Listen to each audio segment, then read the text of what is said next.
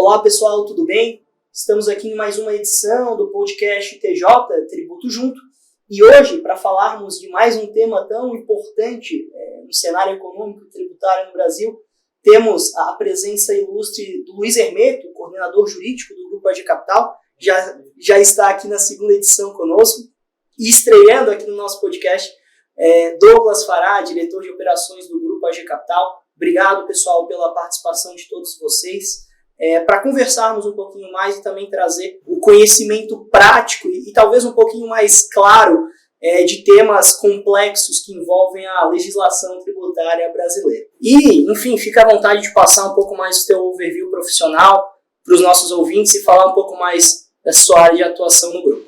Perfeito, Guilherme. Obrigado pelo convite para participar aqui do nosso podcast pela primeira vez. Espero que seja a primeira de muitas. Sou diretor hoje de operações do Grupo AG Capital. Sempre foi a minha especialidade e incumbência os trabalhos de cunho administrativo aqui dentro do grupo, principalmente relacionados a tributos sobre folha de pagamento.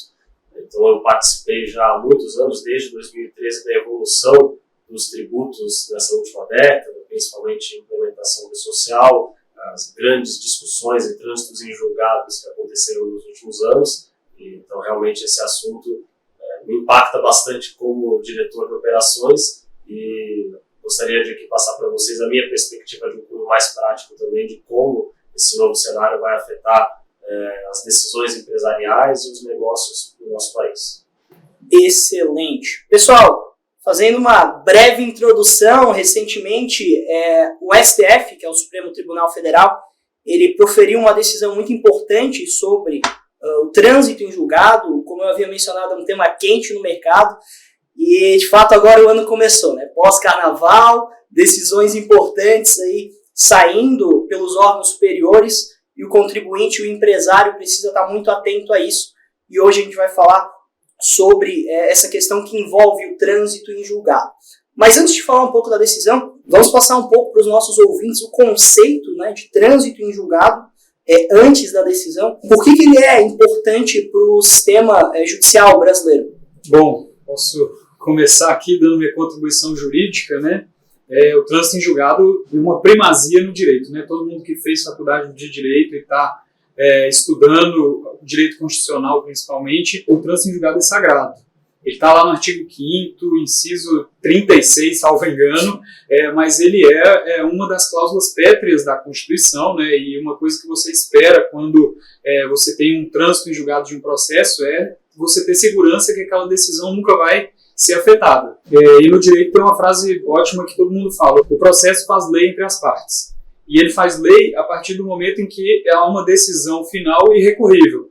Tem a decisão final no processo, não tem mais recurso para ser apresentado, a secretaria vai, certifica que o trânsito em julgado daquele processo e aquela decisão ela é final, não muda mais, apesar de que o STF agora decidiu que ela pode ser mudada sim. Mas assim, a expectativa que as partes litigantes de um processo têm quando elas estão no judiciário é que ela tenha uma segurança, né, a segurança jurídica de uma decisão irrecorrível e que ninguém vai afetar aquela decisão ali no final, está garantido na Constituição. E de toda forma, acho que o STF pode ter escorregado ali e a repercussão disso tem sido muito grande porque afetou a segurança jurídica de muitas pessoas, né, inclusive de processos não tributários, mas, salvo engano, salvo melhor juízo, ainda há alguma segurança em trânsitos em julgados, exceto, né, nas hipóteses que a gente vai ver aqui mais para frente no decorrer da nossa conversa.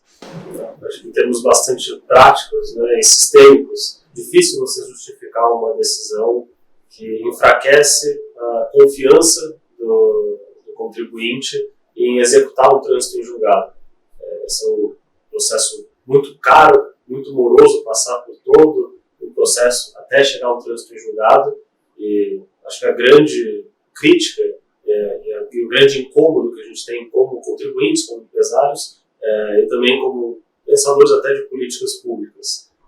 Qual é a função agora, a razão de ser do sistema judiciário, se ao fim de todo o processo, o trânsito em julgado, existem incentivos para você não aplicar o trânsito em julgado, não aplicar a decisão em tese irrecorrível. Se ele não te dá a segurança que você esperava dessa decisão, né? De fato. Legal. E pessoal, o que levou, né, e óbvio que talvez vocês não tenham a resposta final, mas o que levou o Supremo Tribunal Federal a decidir que uma coisa julgada ela possa ser revista, em alguns casos? Realmente é um tema que a gente precisa ainda, e vale a pena a gente comentar. Os acordos ainda não foram publicados até a data da gravação desse podcast, dessa conversa. Então, talvez muito dessas questões a gente ainda tenha que desbravar e discutir de agora em diante. Mas, realmente, o que a gente tem ouvido de forma informal, até eu diria de forma pouco cuidadosa, são declarações em entrevistas, vídeos de WhatsApp. De fato, a discussão jurídica hoje está acontecendo nesses fóruns. E a gente tem ouvido de diferentes juízes diferentes entendimentos, né? Alguns vão apoiar a tese e o princípio de equidade econômica.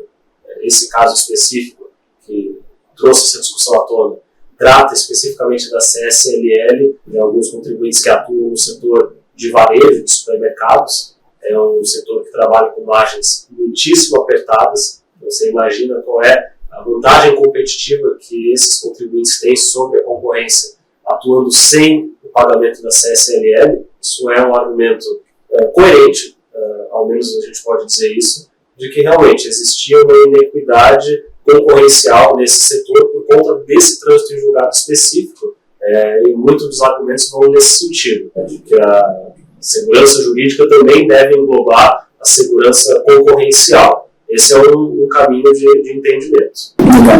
O interessante dessa discussão, né, que ela começou em 1988 por causa da instituição da CSLL. Assim, toda a indústria praticamente questionou a constitucionalidade da CSLL e muitas empresas teve aí um viés bem favorável da jurisprudência nos anos 90. Muitas empresas tiveram trânsitos em julgado favoráveis e pararam de recolher a CSLL com base na segurança jurídica de um trânsito em julgado. Em 2007, o STF julgou que a CSLL é constitucional. E isso elevou uma série de discussões, né? Como que se fariam, porque é um dos tributos que trazem maior arrecadação, né? É um tributo alto, assim, tem um impacto grande na arrecadação. E como é que ficariam as ações individuais que já tinham trânsito em julgado em relação à CSLL.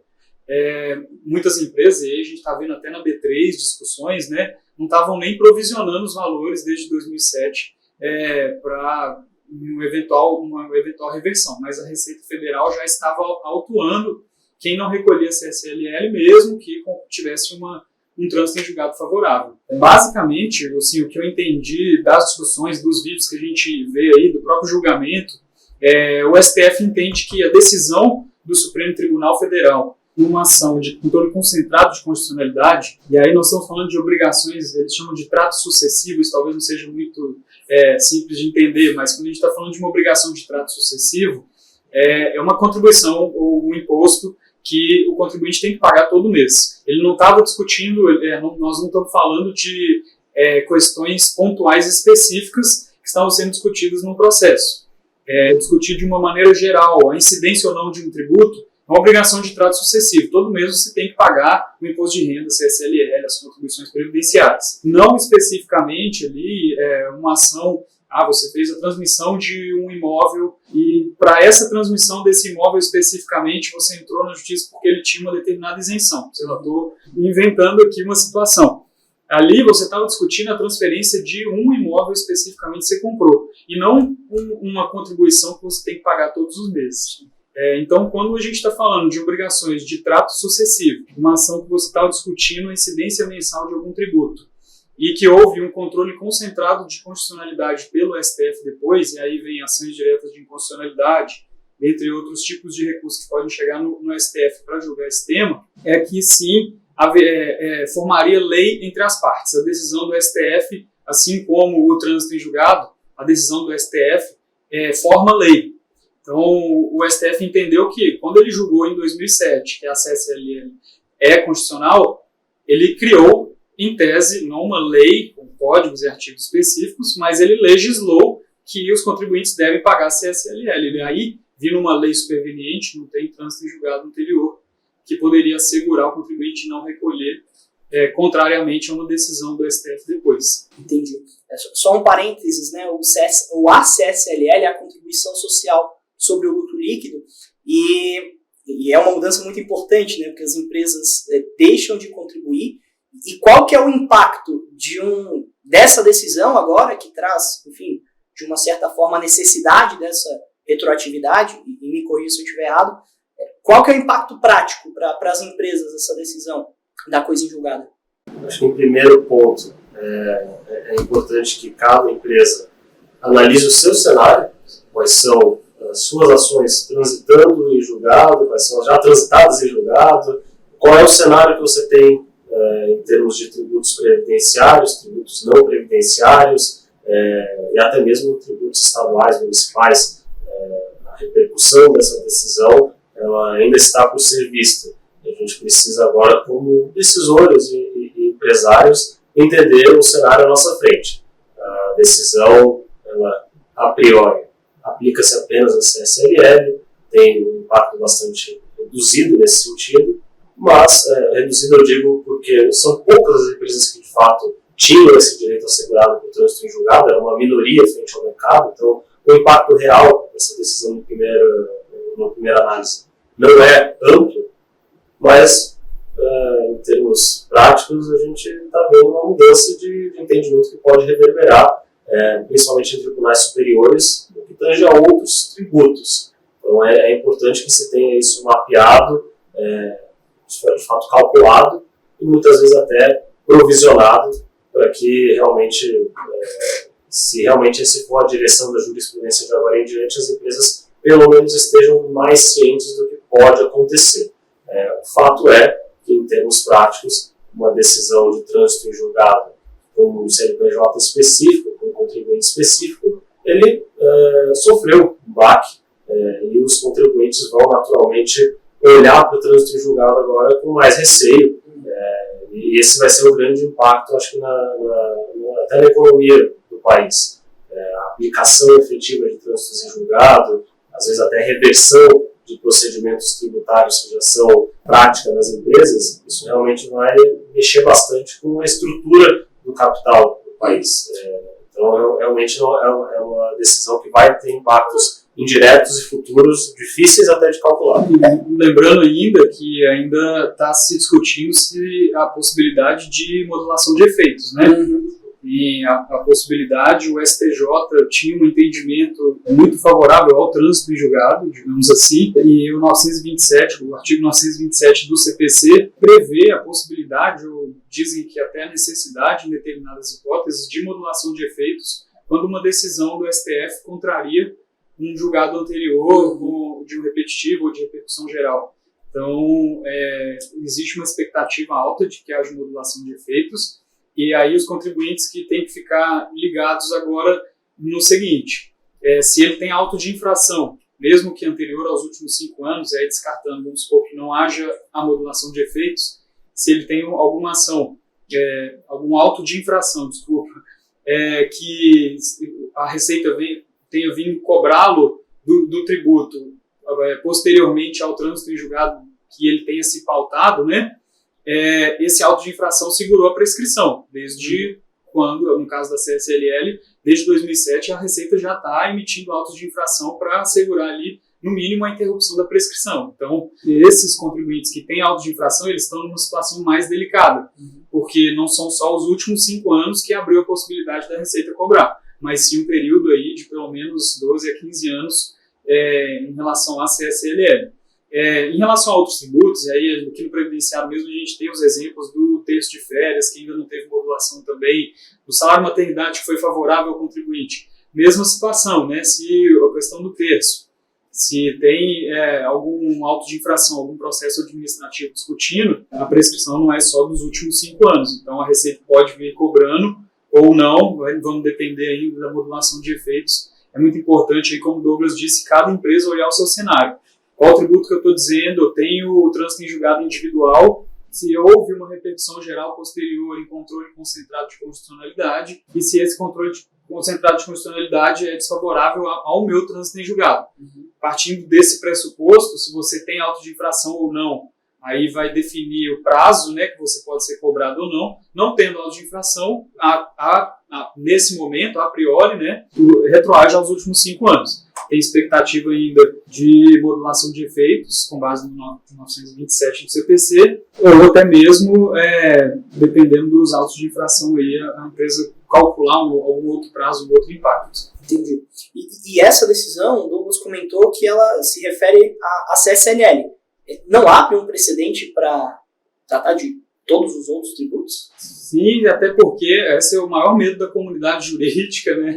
É aplicar para casos de direito de família ou outros tipos, não necessariamente o tributário, né? Porque quando vem o STF em uma ação direta de inconstitucionalidade e decide que uma decisão posterior pode acabar com o trânsito em julgado individual, e essa é uma decisão que todo mundo vai tentar aplicar quando tiver oportunidade, né? Então, qualquer que seja o tipo de ação, ele pega aquele trecho da decisão, o trecho do entendimento do STF, aí o receio é de que isso reflita não só no mundo tributário, mas no administrativo, empresarial, né? Qualquer outro tema pode ser afetado. Mas, como o Douglas disse, isso vem de uma origem da CSL.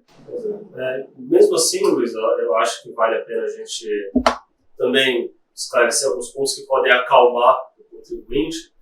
A gente vive hoje no mundo de passar a notícia primeiro e entender depois. Eu recebi nos dias posteriores àquela decisão do dia 8 de fevereiro vídeos e notícias realmente informando que aquelas empresas teriam que recolher 30 anos de CSLL retroativamente, que não é o caso.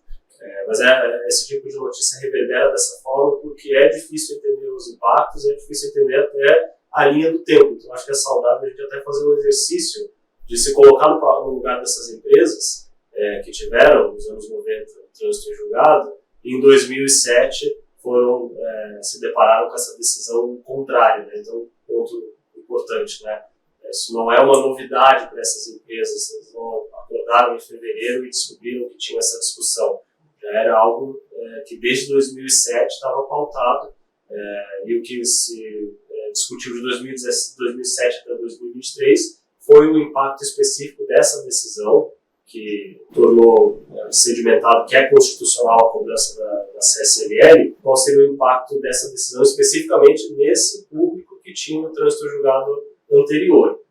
Então veja, se você detém um trânsito em julgado e não existe nenhum tipo de decisão em repercussão geral posterior que tenha revogado esse entendimento, você não vai se encontrar numa posição de tamanha fragilidade que amanhã você tem que recolher 10 anos no passado. Isso não tem precedentes ainda, pelo menos, e não é a nossa expectativa. A ordem dos fatores é um pouco mais espaçada, então, se fosse acontecer uma decisão parecida com essa da CSLL em relação a qualquer outro tributo, a ordem dos fatores seria: você tem o seu trânsito em julgado, você aplica, porque essa foi o motivo de você entrar na justiça, você entrou na justiça para aplicar o entendimento favorável, então você aplica e eventualmente você vai ser surpreendido com uma decisão posterior em repercussão geral que vai contra esse entendimento. O que vai acontecer nesse momento? Você vai se deparar com a mesma situação que essas empresas estavam em 2007. Você vai ter que tomar uma decisão quanto a lutar pelo seu direito de agora em diante ou cessar esse recolhimento. Você não vai, ou é muito pouco provável, eu deveria dizer, muito pouco provável você chegar nessa situação e receber um auto de infração cobrando o passado. Todo o período, né? Isso é importante a gente deixar claro, uma nuance, mas que pode trazer um pouco mais de alento para o contribuinte. A situação é única, a situação é bastante interessante, mas não chega a ser um baque tão grande assim na segurança jurídica a ponto de você, de um dia para o outro, ter que recolher tributos do passado que antes estavam seguros por um trânsito em julgado. A gente não chegou nesse nível de insegurança. Não, perfeito. Acho que essa colocação é muito importante porque criou-se um entendimento que o trânsito em julgado não vale nada mais. Mas não quer dizer que a Receita vai sair cobrando tudo que ela entender que devido, contrário, inclusive, a trânsitos em julgados individuais de contribuintes, né? A situação ela é muito específica. Tem que ter uma alteração do entendimento do seu processo individual pelo STF em sede de controle concentrado de constitucionalidade. Uma ação direta de constitucionalidade ou uma coisa assim que vá contrária ao seu processo individual lá do passado.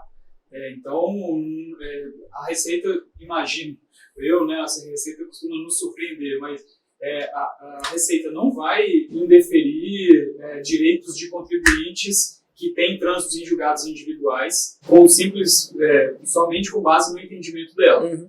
Né?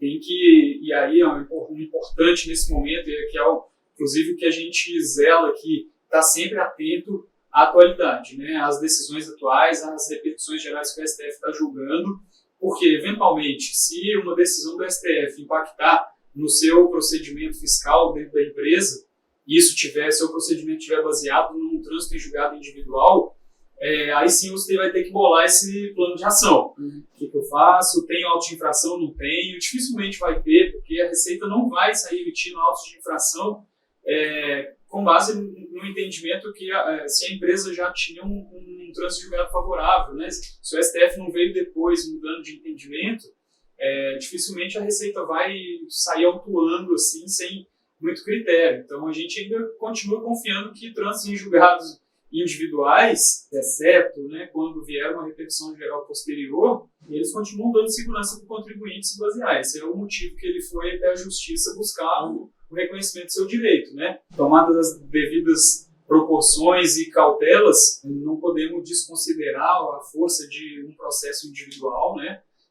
Inclusive para trazer para o administrativo posteriormente, quando você não quer fazer a liquidação e execução de sentença, quer trazer para compensar com a Receita Federal, você traz sua certidão de trânsito, declara para a Receita Federal que você ganhou determinado tema e a Receita Federal vem e defere, né?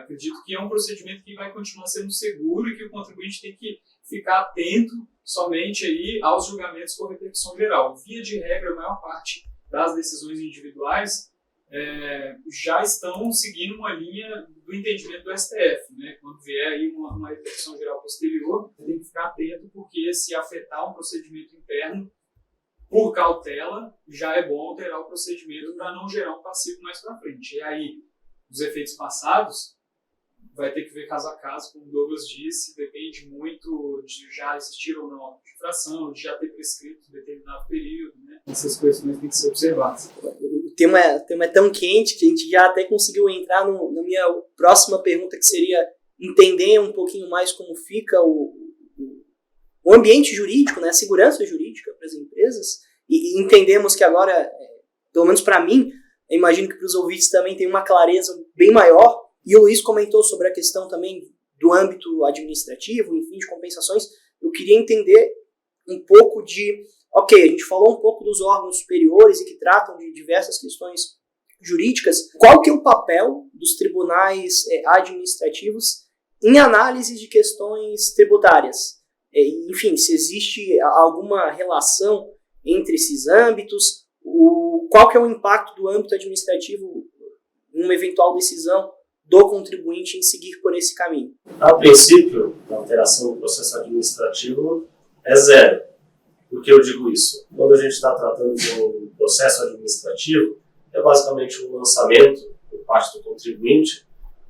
A gente está falando de lançamentos que têm como base decisões de repercussão geral já transitadas, textos legais, decisões e entendimentos da própria Receita Federal, do próprio órgão fiscalizador. São lançamentos de cunho muito mais operacional. Diferente dessa situação da CSLL.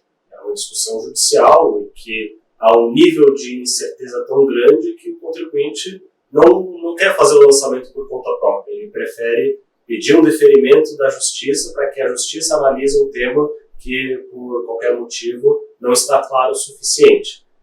E essa decisão que culmina no trânsito em julgado é essa decisão que, a partir de agora, a gente precisa reavaliar o poder e a força dela. A gente já comentou aqui, o impacto não é tão grande quanto faz parecer as manchetes, mas a gente sabe que na prática o efeito psicológico disso vai ser uma redução da confiança do contribuinte, do empresário, na aplicação dos trânsitos em julgado, individuais pelo seu CNPJ.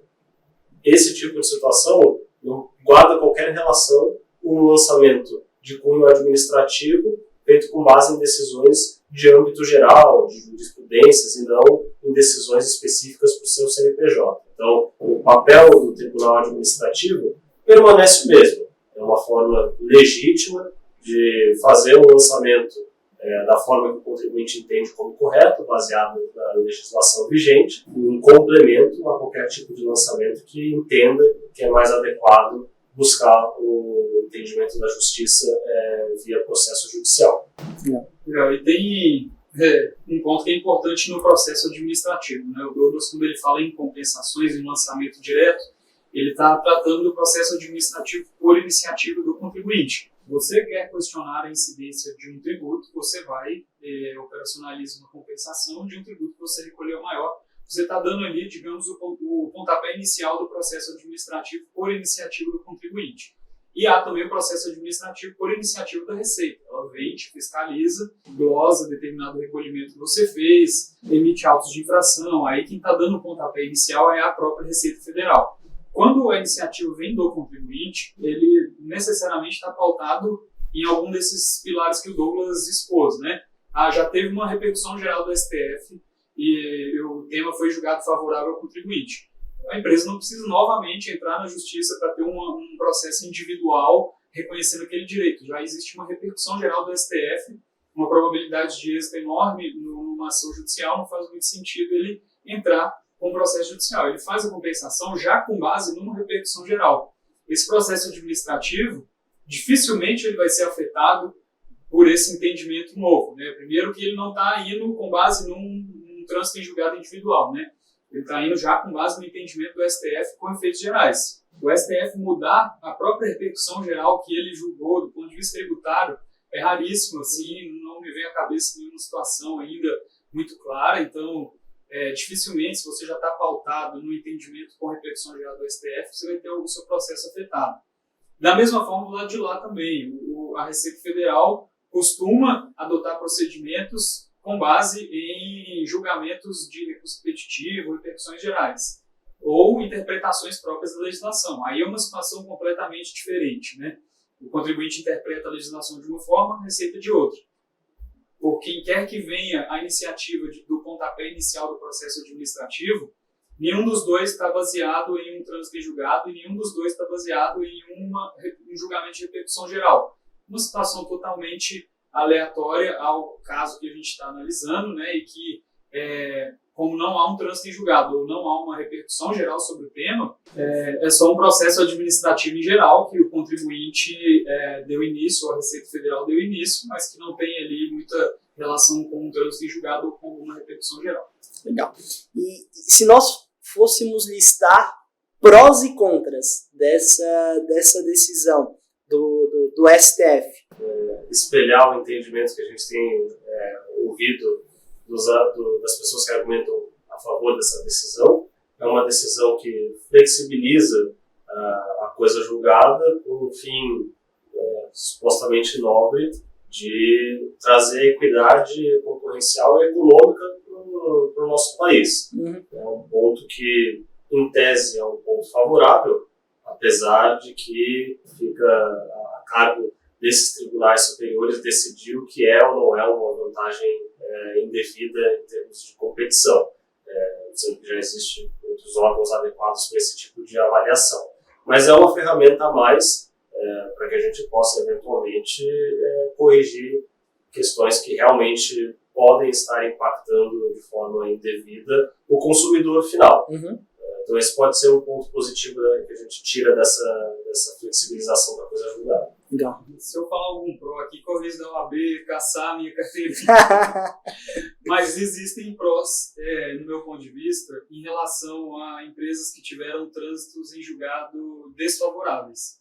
Né? Tem julgamentos posteriores, a gente tem exemplos claros aí do salário maternidade, né, que muita empresa tinha perdido, né, do ponto de vista previdenciário, ações de salário maternidade, E um pró dessa decisão é que a empresa não vai precisar de fazer uma ação rescisória para desconstituir aquele trânsito em julgado desfavorável que ela tinha.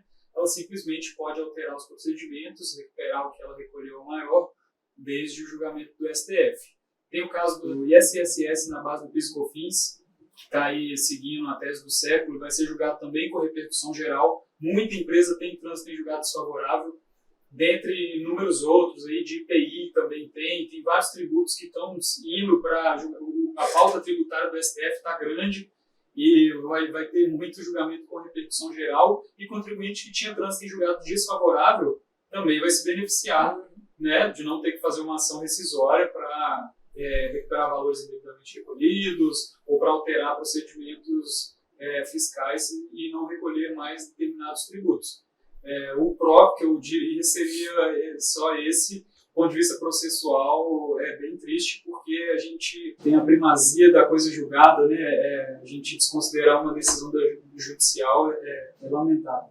A gente já pode, então, emendar para os argumentos contra a decisão. O que a gente pode falar de um lado negativo, digamos assim? O efeito psicológico do empresariado brasileiro ainda há de ser medido. O efeito disso para escritórios de advocacia vai ser muito grande. Difícil imaginar como vai ser agora a captação de clientes e o atendimento, com essa dúvida pairando ainda sobre os clientes. Acho que isso vai afetar bastante a atividade desse ramo específico, mas em última instância, o que a gente tem aqui realmente é uma situação de novas regras, né?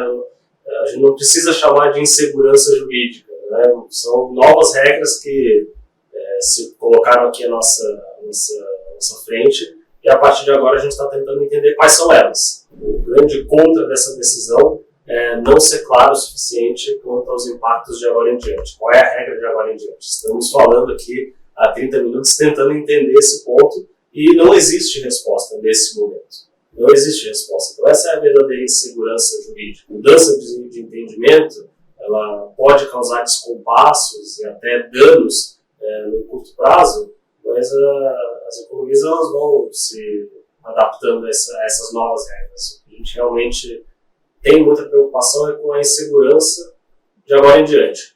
O que a gente pode esperar? Temos prognósticos, mas é difícil bater o martelo. Realmente, falar dos pontos contra é mais fácil, né, do ponto de vista processual, principalmente. O principal ponto é a descredibilidade que o judiciário tomou, né? Principalmente aí hoje nessas discussões que estão tendo, as pessoas, principalmente quem não está muito no meio, né, empresariado ali, o cara não é um advogado, ele está querendo saber o que eu faço agora. Criou-se uma certa histeria, assim, né? Não acredito mais no judiciário, qualquer ação que eu tiver ganha não vale nada. Esse tipo de sensação no mercado é que foi muito ruim, né? As pessoas não confiarem mais numa decisão de um processo judicial é muito grave, assim, né? Tudo que a gente espera, e aí desde os romanos, a decisão final de um processo é para trazer segurança para as pessoas e não insegurança. E acho que esse sentimento está meio generalizado.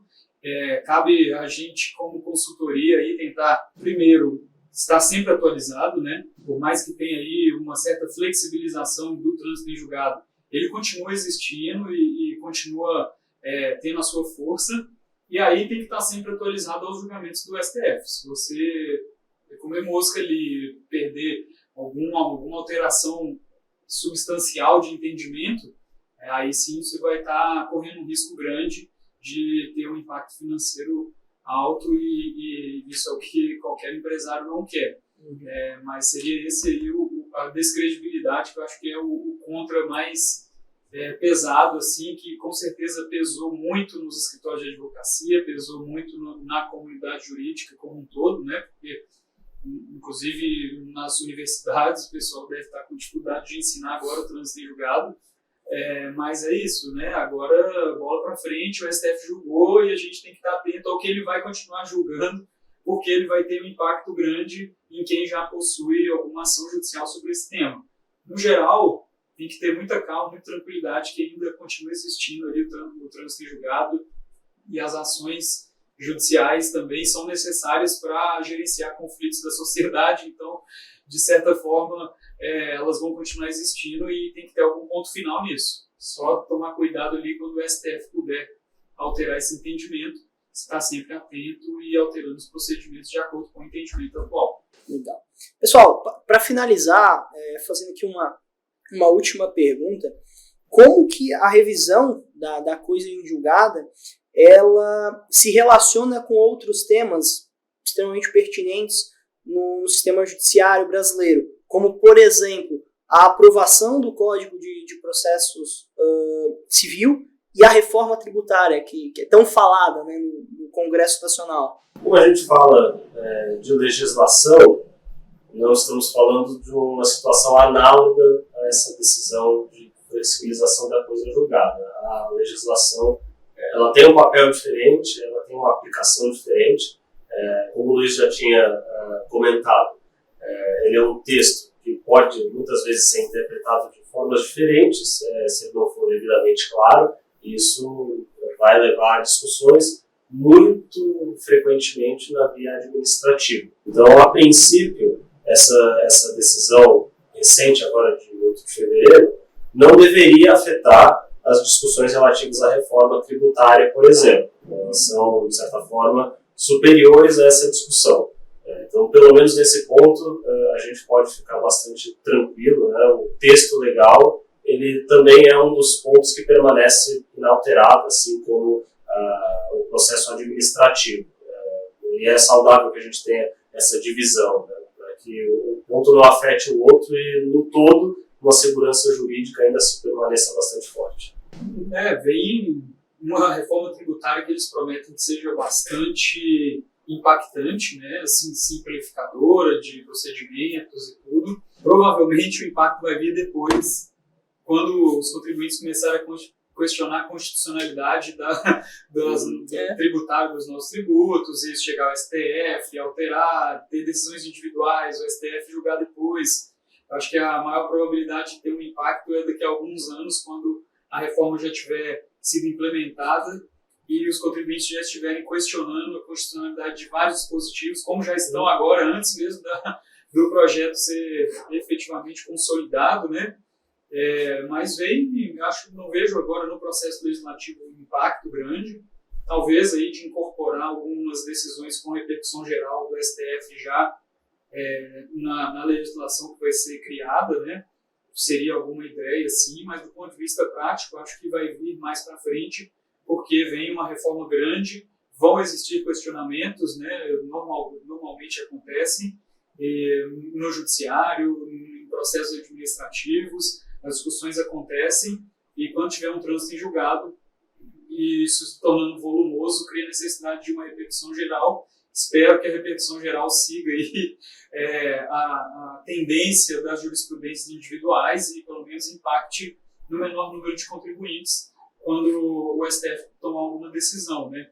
Sempre do ponto de vista constitucional. Então, acredito que aí a legislação só tem que estar cautelosa, a nova legislação, para não ser inconstitucional, porque se ela for declarada inconstitucional pelo STF, ou mesmo que seja declarada constitucional e o contribuinte tenha conseguido torná-la inconstitucional em algum processo individual, esses casos vão ser impactados sim, mas aí agora só uma bola de cristal mesmo para a gente definir, né, quais vão ser esses impactos. Eu espero que poucos, que a promessa justamente da nova legislação é que seja mais simples, né, menos burocrático, menos procedimentos, e aí a legalidade do direito tributário como um todo, né, um dos princípios do direito tributário, da legalidade, o que tem que estar aí firme nesse novo projeto para que não hajam ilegalidades ou inconstitucionalidades, que aí abre margem para todas essas discussões. Legal. Pessoal, agradecer de novo a participação. Douglas Fará, diretor de operações do Grupo AG Capital, Luiz Hermeto, coordenador jurídico do Grupo AG Capital, e agradecer também a vocês, ouvintes, que acompanham o podcast TJ, Tributo Junto. Peço que acompanhem também as nossas redes sociais para que possam estar sempre atualizados dos temas pertinentes e que impactam, de fato, o cotidiano de todas as empresas aqui no Brasil. que possuem essa carga tributária alta e altamente mutável também. Pessoal, obrigado pela atenção e nos vemos no próximo episódio.